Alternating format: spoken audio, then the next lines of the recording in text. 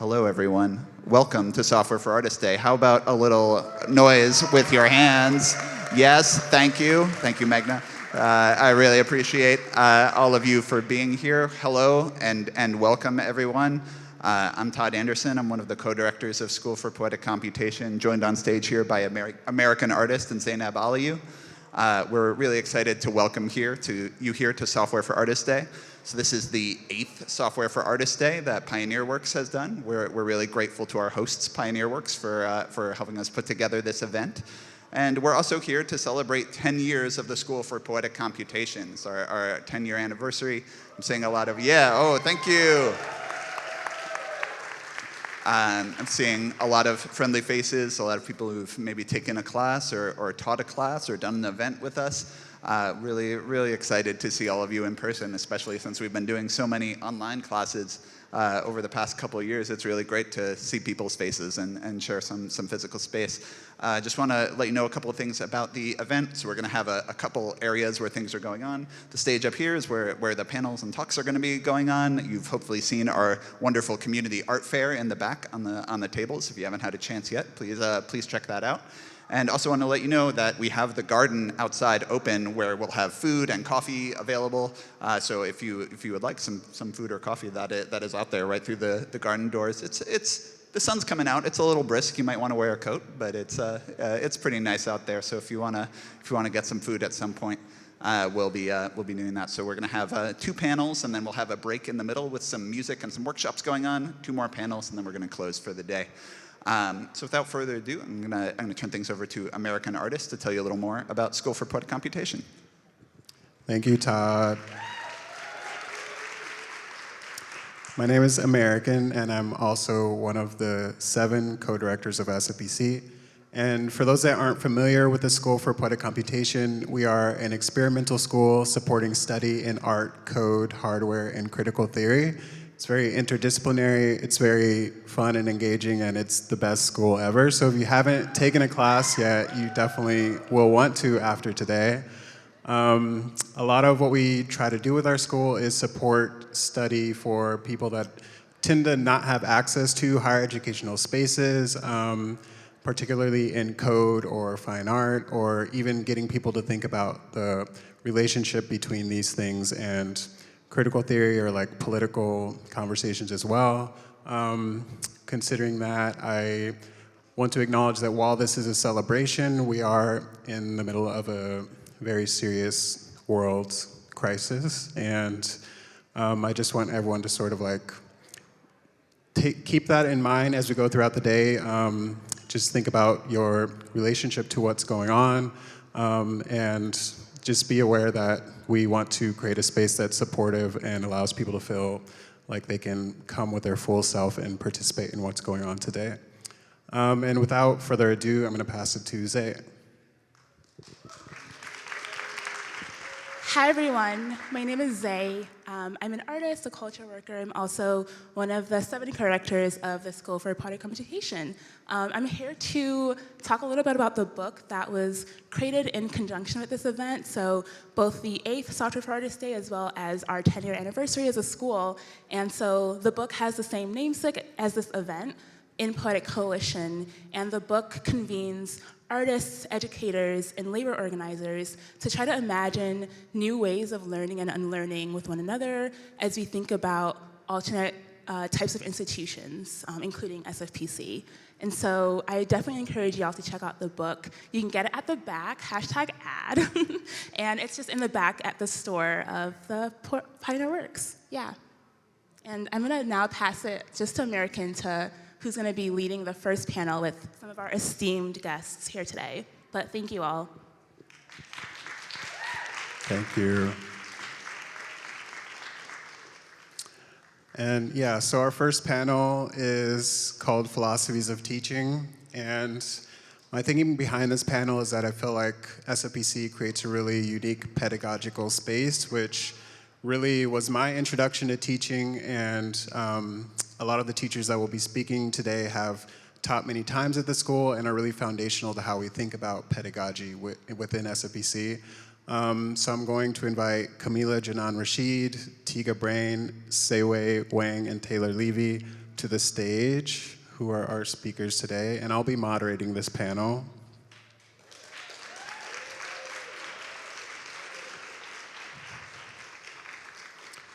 And the way the panels will go today, people will be doing short presentations, and then we'll end with a short discussion between all of the participants. So yeah, without further ado, I'm going to pass it over to Camila. Hello. Hi. Good afternoon. Thanks so much for coming out. I don't have slides. I'm going to use the technology that is my voice today. And the prompt that was given to us was to sort of think about our own learning experiences and how they impact the way that we engage in instruction and learning. And I think the first thing that I want to say is that around 2019, 2020, I started identifying as a learner and not an artist. And a lot of that had to do with the sense that being identified as an artist implied like a certain type of expertise or a finality that I wasn't interested in. And so in identifying as a learner, I felt a lot of space of sort of like humility and also just the ability to not always know what's going on. And so when I think about my influences as a learner and as an educator, I think mostly about sort of how I grew up. I grew up in a small town called East Palo Alto, which is in the Bay Area, which is now part of Silicon Valley, which is now part of that whole area of sort of techno-capitalism. And when I was growing up, there was a program called Plugged In. And it was basically a program for underserved youth to learn how to code. And this was sort of the first place that I really got a chance to learn something outside of my school and outside of my classroom. And I remember being given this unfettered access to like computers. And we had computers in our home. We had technology and things of that sort, but this was the first time that I actually was given a chance to sort of self-direct and actually learn from a context that was most interesting to me. And so I credit a lot of how I think about learning and education in relation to that experience, but I think even more so, something that people don't know about my city is that in the 60s, parents were fed up with how terrible the schools were, so they got together and started the Nairobi system. It was a K through 14 school system that lasted from like 1960s, late 1960s until the early 1980s, and it was fully accredited. It was a pre-K through early college program, and it was completely run by the community. It included folks who held classes in churches, folks who held classes on the corner, folks who held classes in a range of spaces, and it was imagined as this sort of school context that exceeded the idea of architecture and invited people into an environment regardless of where they were in their own educational journeys or what their backgrounds were in teaching. And while I wasn't around to experience those schools, I think the thing that was really foundational for me is that a lot of the residue of that time and that period sort of seeped into the schools. So even though I didn't get the privilege of like being part of this K through 14 school system that at the time was the only Black-run school system in the nation, which I'm very proud of, we did have something called a publishing center at my elementary school, and it was an old woman who sat in a trailer, and during lunchtime you could go to her and she would let you make books. There was paper, there were binding materials, there was a typewriter, and I would spend all of my lunch periods sort of going into that space and thinking about like what it meant for me to not only consume information, but to be in a position where I could create information, put it on a bookshelf, and have other people come and experience it. And so I feel very grateful in terms of having these early educational experiences, which were rooted in really trusting me as a young person to make decisions for my own learning process, and trusting me as a young person to sort of like develop interests that were outside of the classroom. And I know my time is short, so I'm gonna mention one more thing, which is that I had a teacher, Mr. Barksdale, and I've actually been looking for this man for like 20 years. Mr. Barksdale was my science teacher, and I got diagnosed with ADHD last year, but I'm certain that there were signs before last year. I'm 38 now. But I think one of the things that this teacher picked up was that I was constantly bored and I would just bother other students. I would be like, I'm done with my work, so I would get up and like self-deputize and like make up assignments for other people or walk around and like, I wasn't very popular. So my science teacher was like, hey, it seems like you need some extra things to do. And so he gave me the Carolina Biological Catalog, which is this catalog of all the science lab materials you could think of. And he was like, pick stuff, like go through, pick what you want. And he would just let me do experiments all day. And he would take me to like sort of pick up and do water samples at our local creek. And I remember these experiences so much because it was someone identifying a gap in my learning experience, but it was also someone who recognized that I needed an interdisciplinary, active, tactile, haptic way of learning. And instead of just like forcing me to sit in class, he would just be like, we're just gonna pull Camille out of class today. She's not gonna miss anything. And I didn't miss anything. Nothing was happening. And so I feel very grateful for the adults in my life who sort of took me aside to sort of create this context for me around learning, which was very haptic and tactile, but I also feel grateful for the ways in which, even though I wasn't diagnosed early on, that people sort of picked up on my needs in these implicit ways to provide support structures for my learning practice. And so in my own teaching and learning practice now, what feels most important is to think about the relationship between very standardized education models, which say everyone will get the same thing as everyone else, and then thinking about bespoke sort of educational environments and processes where we acknowledge the individuality of each student and their needs and are trying to develop sort of attitudes, dispositions, systems that support individual needs. And I think it's getting a lot of, I think this individualization has gotten a lot of flack in terms of it doesn't recognize community, it doesn't recognize connectivity, but I actually think that it does because it says that for all of us to be in a community of learning, we must also, to American's point, be able to come with our full selves. And a lot of standardized systems don't actually allow for you to come with your full selves because you have to basically push yourself through a sieve and sort of push out all the dirty data that doesn't sort of conform with the system and present yourself in that way. And so a lot of my approach to teaching and learning is thinking about what spaces of dirty data that we may assume is part of someone's being, how does that become a crucial part of like the foundation of our teaching and learning? Yeah, thank you.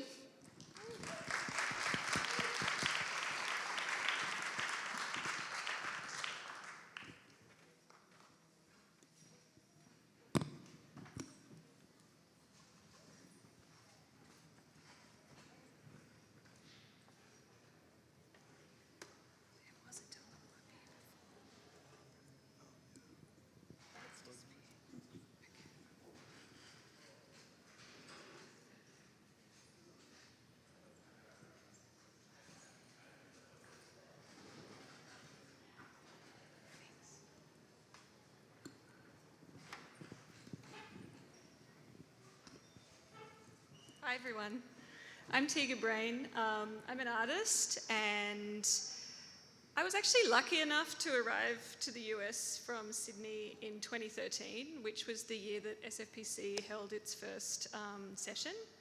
And so I was in the first class 10 years ago as a student, and I just feel so privileged and lucky to have sort of had that timing and be able to be involved from the very beginning. So I use a lot of software in my work. I'm a professor also at NYU in the Integrated Design and Media program. And I teach a lot of the material, like computational art and design. So yeah, I care a lot about art and technology, and I care a lot about teaching, and also about learning to teach, which I feel like is this sort of ongoing, never finished process.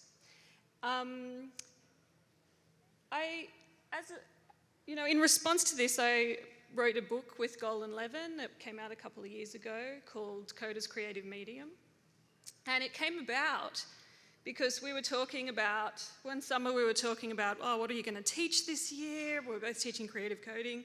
And we realized that we were going to assign the same assignment prompts to our classes. And so through this ongoing conversation, we realized that there was this sort of canon of assignments and projects that I'd been given as a student. So I was literally given this like classic first creative coding prompt, create a unconventional like visualization of time in my first class. And then as a teacher, I found myself giving this again. So we really were talking about how there's sort of this canon of teaching that wasn't written down well anywhere. And we decided to try to capture this in a book. Inspired by lots of other books of art assignments, I love all of these texts like Draw It With Your Eyes Closed, or taking a line for a walk. I mean, these are so useful if you do any teaching, and they're full of prompts and suggestions for teachers.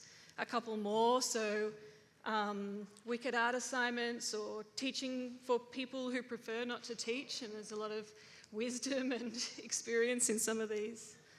But, you know, a big question that animates this book, and I think also animates the work, the inspiring work that's going on at SFPC, is how do you teach what's worth making and why?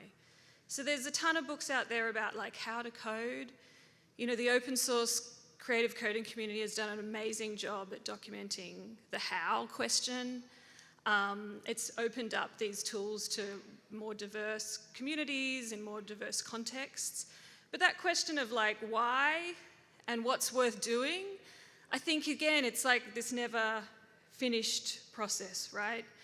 But in our book, we tried to attempt to answer this question through looking at the history of art and looking at where some of the themes and issues and questions and the critical engagement with tech was coming from through, you know, histories of conceptual art and 20th century practices as well. So just to kind of wrap up, why make a book for teachers? Why make a book about learning?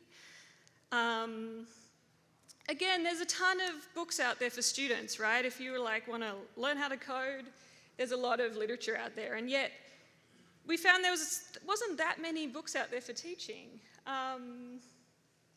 especially for teaching where you're trying to combine arts and engineering, technical proficiency with conceptual engagement.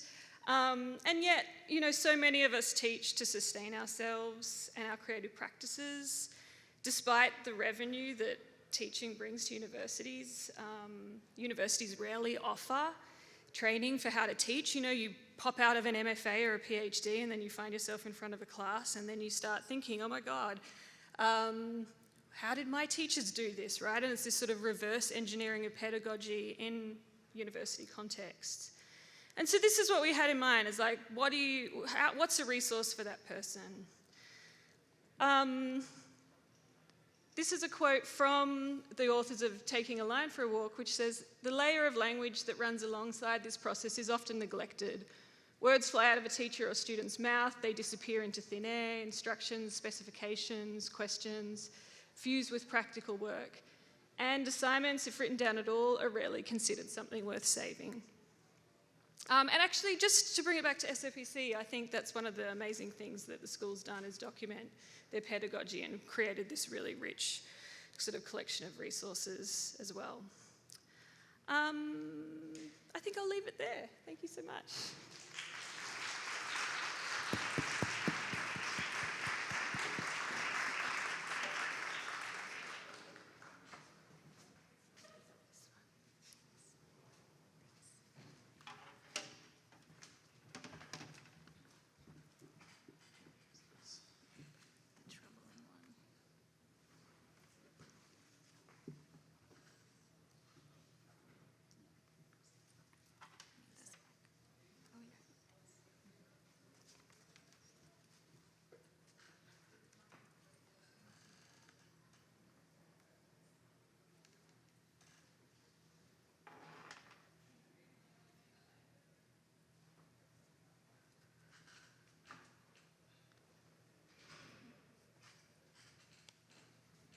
Hi everybody, my name is Taylor Levy and my partner Seiwei Wang is over here. When we're not teaching with SFPC, or we run a design and art practice called CWNT. Thank you. So back in 2018, Seiwei and I started teaching the Poetic Hardware track at SFPC. And also shout out to Seb and Thierry, who are here today, who alongside of us have been, I think for every single instantiation of the course, they have been our teaching assistants. So I just want to acknowledge that and say thank you to both of you who I can't see, but I know you're here. So today the course that we teach, it was once called Poetic Hardware, and now it's sort of loosely called Power Groundwater. And back in 2020, to support this curriculum, to support this teaching when we moved online, but also as a way to solidify and map out some of the core ideas presented in the course, ideas that are also very near and dear to our own creative practice. We developed this series of physical lecture notes that weave a narrative between the transistor, or what I consider a foundational material unit of computation, to the computers that we use today. So we start this out. By the way, I'm going to read some of my slides because there were some things that I really wanted to say in a specific way. I don't normally do that, but just bear with me. So we start out with basic LED circuits and the anatomy of a PCB. And then we get to the transistor as a basic foundational building block of computers. We use transistors to build logic gates. And then we take logic gates, now packaged as integrated circuits, combining them to build small functional units. Through this, we start to identify how these units appear within the computers we use every day. This over here is one of the boards. It's a half adder. All that it actually does is add two binary numbers. So it's literally just doing 1 plus 1, or 0 plus 0, or 0 plus 1, and carrying out to the next if there's going to be a 2. This is, no.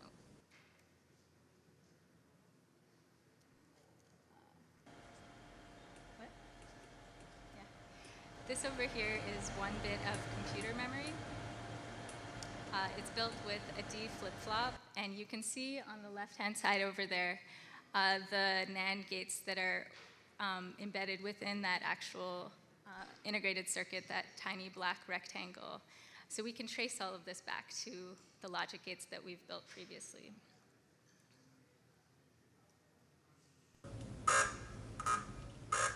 Kind of loud.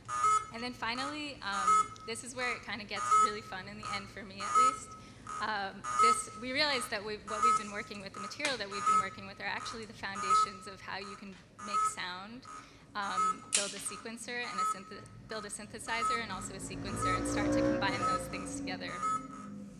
I recorded that, and the street sound is. But all of this traces back to the transistor, and we try to make that very clear to students as we move through this material. So the curriculum intentionally goes very deep into low-level computer architecture. And a student might rightfully ask, why do I need to know this, and how is this possibly useful for me? But by exploring at this level of granularity, we offer a view into this foreign, usually off-limits landscape. I really like to think of this as a place, one that's usually outside of human scale, and one that you're usually not allowed to visit. And when you go to visit a new place, there's this beautiful opportunity to form connections, to identify and recognize parts of yourself or parts of humanity that have yet to be uncovered. A few questions come up with this work that I like to ask our students. How do we orient our creative practice within a medium that's not only hard to understand, but also hard to perceive? And the theme of legibility becomes a big topic of conversation, and how playing with legibility through material has the ability to convey powerful messages to an audience. Another big part of our work in the classroom is to create an environment that acknowledges unique learning styles, along with whatever past educational biases or experiences a student might bring to the classroom. We work really hard to encourage students to be open to and accept whatever type of learning style they have, and really to embrace that and do whatever they personally need to do to connect with the material that we're offering.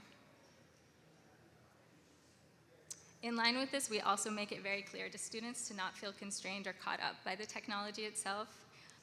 If students want to make a drawing or a book or a game or a cardboard structure for their final work, that's very much okay. The whole point of this curriculum is really to just offer seeds. It's to reveal a new perspective and an invitation for students to respond to a site that may have been previously off limits in a way to them that's personal and meaningful. Thank you.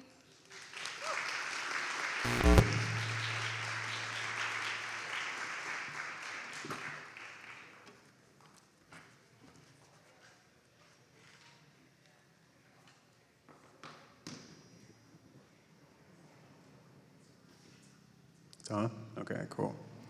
Thank you all.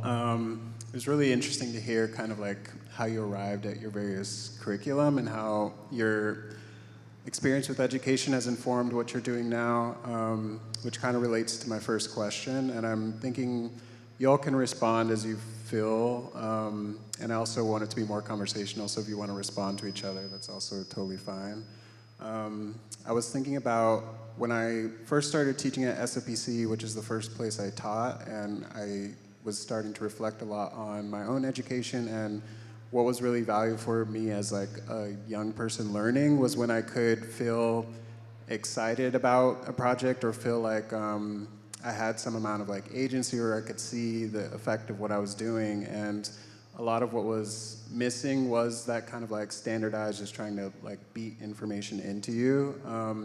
And so when I started teaching, one thing I tried to do was like encourage the students of my critical theory class to like write something and also like publish it. And like seeing that you had published something, I think is kind of like, it makes you feel like, oh, like I can do things and I can do this. And that as a way to sort of like make people feel engaged and invested in what it means to learn. And I wanted to just ask a kind of broad question, but like when you're stepping into the space of teaching, like what are maybe values that come out of your own like educational experience that you feel like are really important to bring into the classroom, that maybe were left out of your educational experience, or you just feel like are really important to be present in the space you're teaching?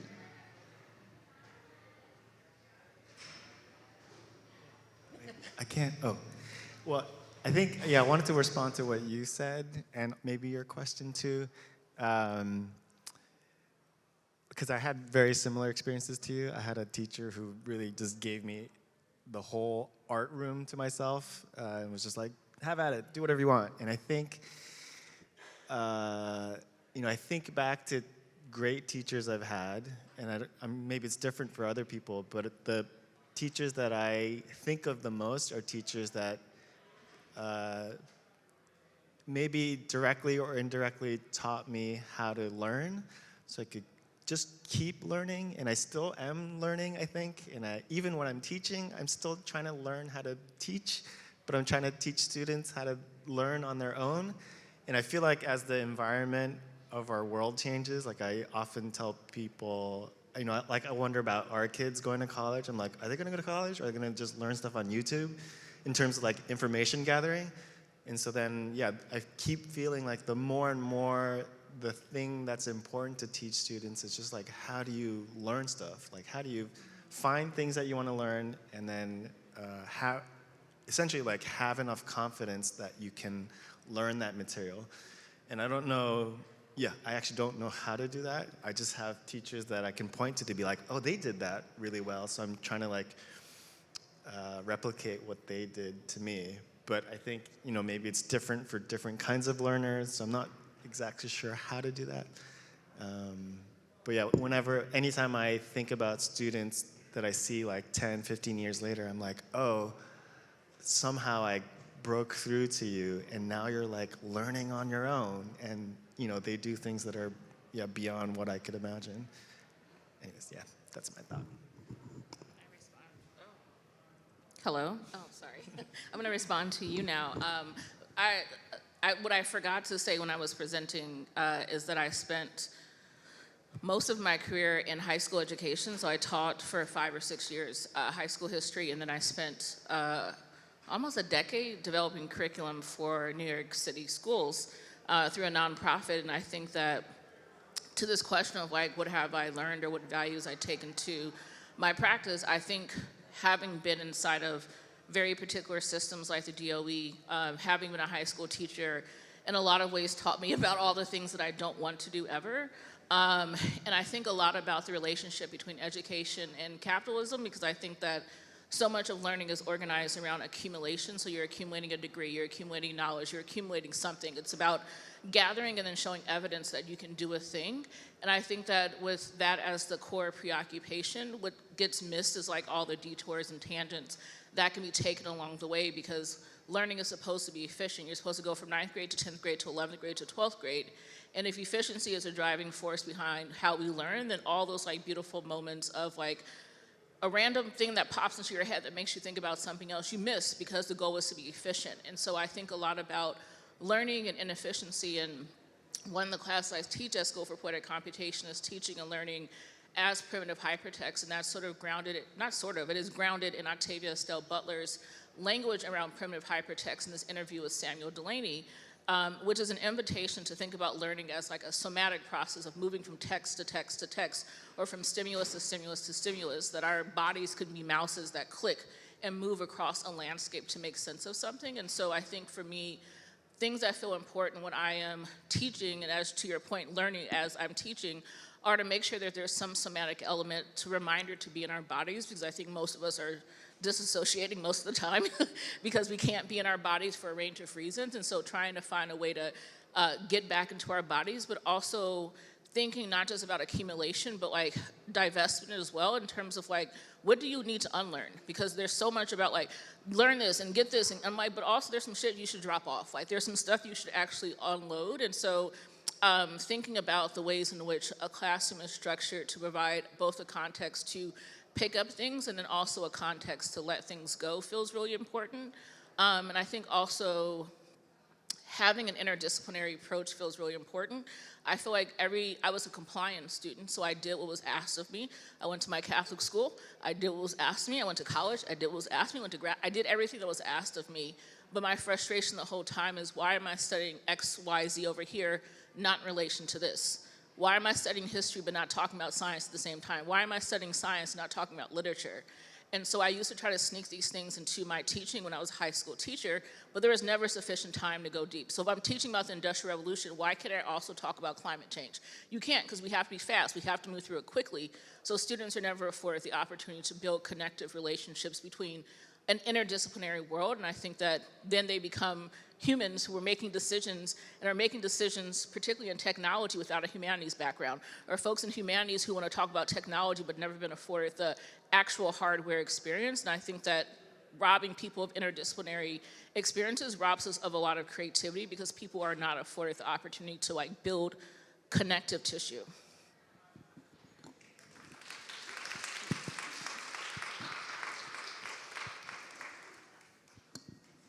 Is this on? Yes. I came out of an engineering undergraduate degree, so my experience of learning technology was like extremely different to, you know, the approach in philosophy, in the arts, and in places like SFPC.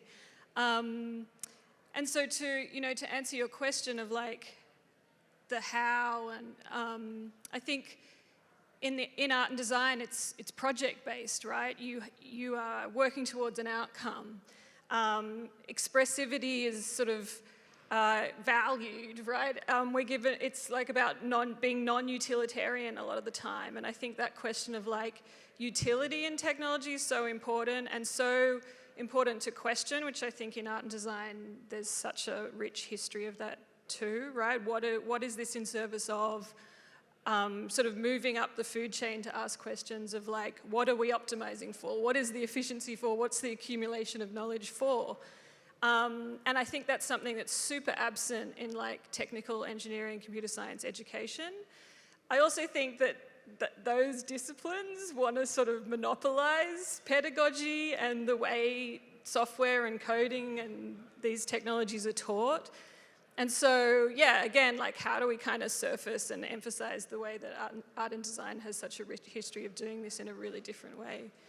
And then the last thing I'll just say is, I think you mentioned excitement and love, and like, it reminds me of, you know, Bell Hooks' writing on this stuff about how those things in a classroom, like curiosity, is so important. And again, something that's not emphasized so much in other disciplines.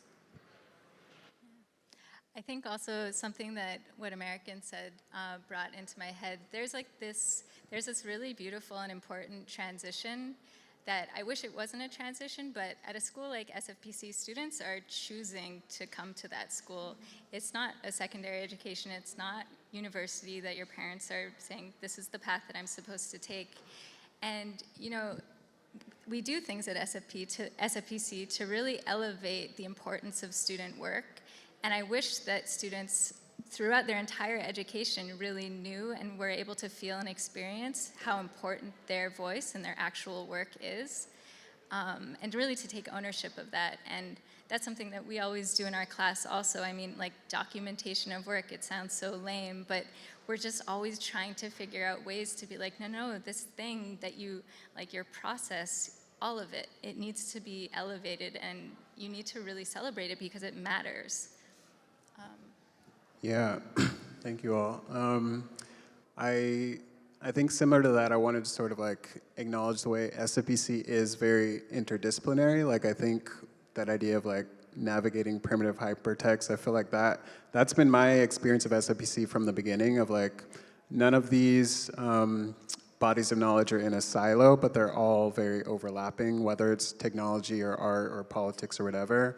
And we're not a degree granting school, so it's like people come really just want to learn, which is really an exciting place to be. Yeah, I blinked for a second. I wanted to ask, what about the context of teaching in SFPC do you feel maybe has offered you something different than, because all of you have taught in universities, so yeah, what has that space offered you that maybe hasn't been possible in other places?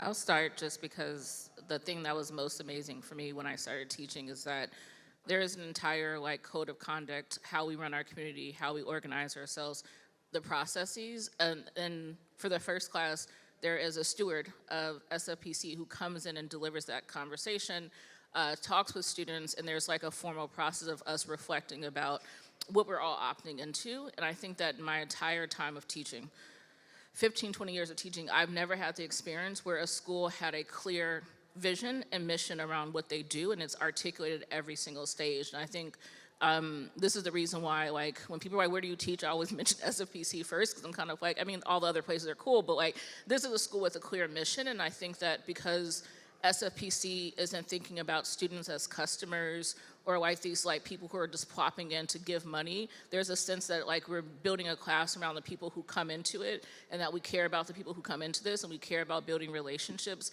I think that's the greatest part. And as a teacher, I get to meet so many cool people and I'm always like humbled by the students. I'm like, I don't need to be teaching this class. Like y'all can teach the class. And I think there are these beautiful moments where the class does end up being co-taught because people are in the chat or people are talking about a project they did and we're diverting attention into that. And so I think it feels very horizontal, which I really appreciate. And it also feels authentic in its desire for everyone to feel like they belong. And if someone is uncomfortable, there's always space to deal with that. And I feel like in my other educational environments, conflict is dealt with as non-existent, whereas at SFPC, I feel like conflict is dealt with as a necessary part of learning and being in community, and we grow through conflict, we grow through disagreement versus trying to marginalize it. And so I just appreciate a strong core set of values that are not theoretical, but actually investigated, revised, and like part of the inherited tradition. That feels really important. And y'all do a really great job. Y'all, us people, do a good job of also grounding the physical location that SFPC was originally at in the history of technology in the US and interconnected to the global community, which I, again, don't see schools actually talk about the relationship to the land on which it originally was or the technology and how technology through militarism is provided to us.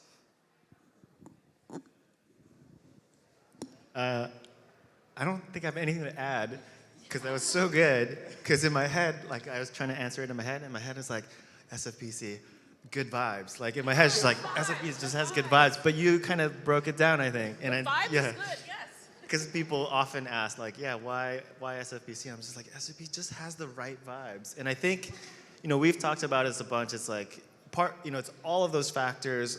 I think also in combination with the size of the school. And I think we've talked about a bunch about like how do you maintain that if and as the school widens its reach and the community gets bigger. And so yeah, I think it's really important to kind of like break it down, not just say good vibes, but actually like break it down into all those little pieces and actually figure out like what is it that makes those good vibes. But yeah, my answer would have been good vibes. Can I just add one quick thing? Also, SFPC is super transparent about payment of teachers, payment of assistant teachers, disbursement of payment, and like clarity around contracts, which is again, something I've never experienced. And I think that sense of transparency builds trust, and that's why teachers keep coming back. That's why I come back. Something that Camila's response made me think of also is the diversity of people in terms of their like practice and life experience. Like the first time I taught, just realizing a lot of people were like coming out of like I don't know, like I worked at Google and I hated it, and now I want to learn more about why technology is like so wild as it is. And then, I don't know, having like a musician and like a political organizer and an artist and like people from very different backgrounds sort of all in one space exchanging information. And I think to your point, sometimes it's like, I don't know what to teach you. Like I'm learning from all of you being in one place. So I wanted to acknowledge that I think that is also part of what makes it really special. But yeah, anything else you want to add? And that's not an easy thing to do. I think there's a lot of care that you'll put into admissions and thinking about who's coming in and what the balance in the class is and so forth that definitely does not happen in larger universities. So yeah, whatever that process is I think really unusual. I guess as a final question, something that came up in some of your presentations was this idea of like standardized teaching, which is a very oppressive aspect of education, especially in the States, and how there's this like presumption that there's some equity in that, but it's actually extremely insulated and exclusionary. And it also has this aspect that Camila mentioned of like having a specific deliverable, or like you need to learn this as fast as possible in order to do this one thing. So I wanted to kind of hear y'all's thoughts about standardization versus whatever the other thing is.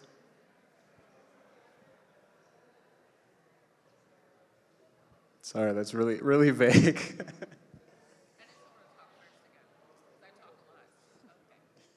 Given permission. So I will say that I've been through when you teach in New York City with Regents, you are teaching kids basically to pass an exam.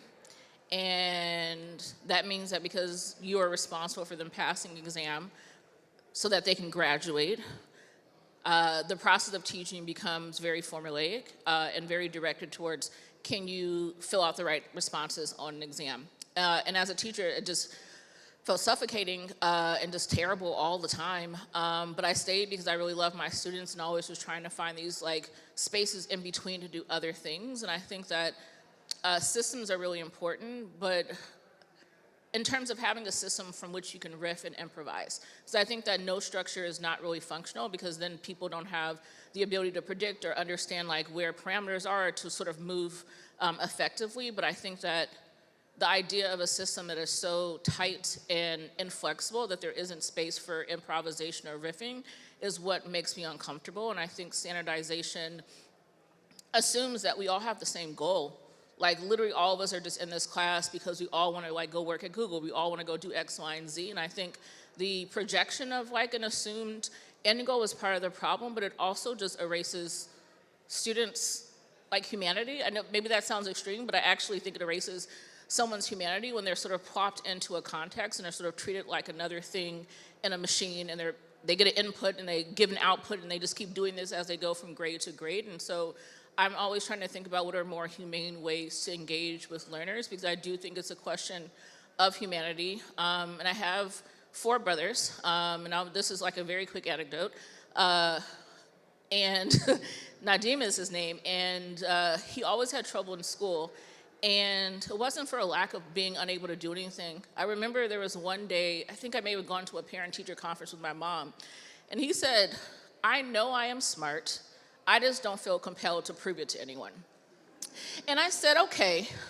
He was like, yeah, I did the homework, but I was just sort of annoyed with the fact that I had to prove that I know things. And I was like, well, you're many years ahead of your time, and sort of like trying to engage with him as like a 16-year-old who did not understand why I have to externalize everything in this particular structure to prove that I have learned something is something I hold with me all the time. What are the other ways that we can engage with learners that are exceeding this situation of like providing evidence of having done something, but that actually honor their humanity and actually think about the varied ways that you can show learning? And it's not always through a test. Sometimes it's through your body, and sometimes there's things that you learn that stay in your body that can't be articulated in an external way. And so just trying to make space for like material and immaterial representations of learning that are not reliant on a sheet of paper or a line of code or something else that we can touch, and trusting people. I don't think there's a lot of trust, because standardization implies that I must control everything you do, because I do not trust you to engage in a learning practice that is actually intentional and coherent to you.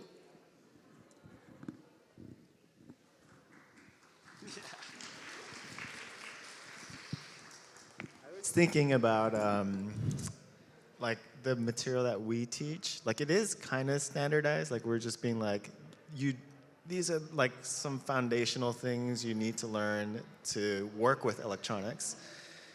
And I was just thinking now, as you were talking about maybe just like different ways I prefer to learn. Like I actually enjoy the fire hose style, where it's just like, here's a shit ton of material, and it's up to you to like pick what you keep and not keep.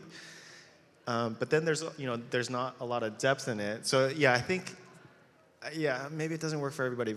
But in my head, it's like, if you can be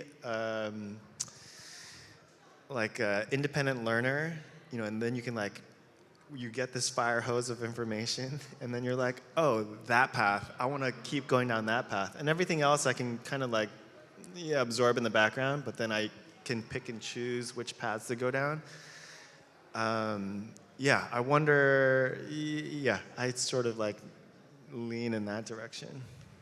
I think also for us, as Seiwei was saying, like it becomes very much a challenge every class, I find, to sort of reconcile these like very specific things that we want to get across that are technical, and they have previously lived in an engineering context that bring along all sorts of different associations, with getting through that, and then also supporting students through that to both feel comfortable and also to be creative with that work. And students, like, I see it and I feel it. It's better at SFPC than it has been at other bigger institutions, like with undergraduate students, for example, who think like, okay, like I have to do well on this. Like I have to learn all these things because it's gonna let me level up and like get a job at so-and-so, and I'm getting all these skills. And I really don't like to think of teaching as giving students these skills. I mean, they're welcome to pull skills in whatever way they would like to, but there is definitely a tension with that, and we have to, I don't know, it's always a challenge to create an environment in our classroom that really supports what every student needs and isn't just about, like, not to get caught up in that this is an engineering, like you're learning material that belongs in an engineering context. I always think back to one of my engineering classes where literally the first thing the professor said on the first day of the class was, 60% of people failed this class last year, so you better study hard, right? And then you look at tech and you're like, why do we have a diversity problem? And it's like right there on the first day of school. So yeah, I think there's something amazing and super important again about like the applied nature of the way that the teaching technology through art and design manages to do. Like even the example you showed there, right? It's like you're not just learning all that logic material, doing your exam and then walking out of there, you're like making music and weird sound out of it, like literally as you're learning it. And I think that just means it speaks to a whole different raft of people and learning styles, and opens up all these different possibilities for how that material might get applied and understood. So that's just like so important. And I think like under sort of theorized or under attended to is that role. Thank you. Before we wrap up, I just want to plug a class that I'll be teaching with Seiwei and Taylor starting in January, which is called Instruments of the Black GUI Universe. And it's based off of, in the past, I was teaching a critical theory of technology class, and they were teaching the poetic hardware, and we taught them alongside each other, and students were taking both classes and drawing connections between the material. And we decided to sort of like lean into that and think about what it would look like if we taught side by side. So we're doing this for the first time ever, and it's a fully funded class. It's been funded by Art for Justice, so if you sign up and you get accepted, you will not have to pay tuition, which is also super cool. So yeah, the applications close on Wednesday, so you should apply now. Yeah, and the other thing I want to mention is we're going to take a few-minute break before the next panel begins, which will be moderated by Zay. And yeah. Yeah, please. Is this still on? Yeah. If we're doing plugs, can I also do a plug? So SFPC has sort of stewarded a conference called Learning to Teach for the last 5 or 6 years. I first ran it with Taeyun Choi, and it's been sort of stewarded by different people over the years. There's another iteration of it that's going to run in January, led by D'Angela Duff, and it's focusing on the use of generative AI in the classroom. So like, how are people using it? What's working? What's not? And so there's an open call right now for your experiences teaching and learning with these technologies. So if you're interested, take a look at that. I think it's on the Processing Foundation website. There's an open call there. Y'all have a plug? Okay. Thank you all. Thank you for listening, and stay around for the rest of the panels.